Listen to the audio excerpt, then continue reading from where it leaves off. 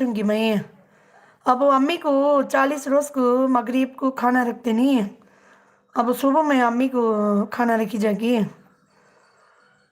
अब कुछ भी दाल चा बनाई अम्मी को रख डाली जाएगी। अब बोलो भैया, मैं बोलते सब बिछड़ता है कि तुम ना 40 रोज़ को अम्मी को खाना रखते नहीं मगरिब का टाइम। अब आकर सुबह में पकाई हूँ अम्मी को कुछ का खाना दाल चा दो बहुत पकड़ूंगा। अभी भी उनको रख दली जाएगी सुबह में।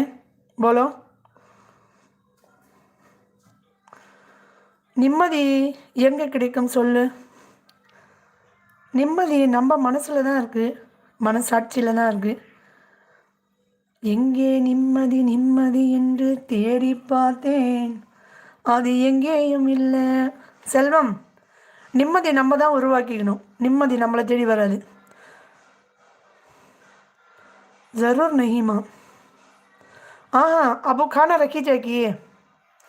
अब अम्मी को गरम गरम फर्स्ट खाना रख डाल को बासा हमसे खाई जाएगा पूछ दूँ। अब मगरिब को रखने का सुबह में रखी जाएगा पूछ दूँ भैया। बोलो 1 महीना होगा अम्मी गुजर को। ஒன்று में புரியல, ஒரு டவுட்டு கேட்குறேன்ப்பா, இந்த வர செல்வம், நம்ம மனசு ஃப்ரீயாக வச்சுக்கணும் சரியா? யாருக்கு தான் கஷ்டம் இல்லை?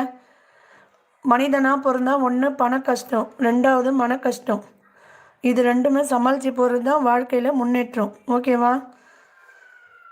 அதுவே போட்டு மனசில் குழப்பி நின்றால் ஒன்றுமே பண்ண முடியாது.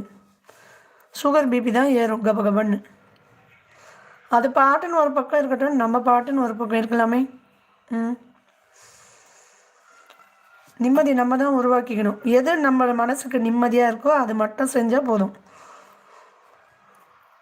சாப்பிட பிடிக்குதா சாப்பிட்ணும்,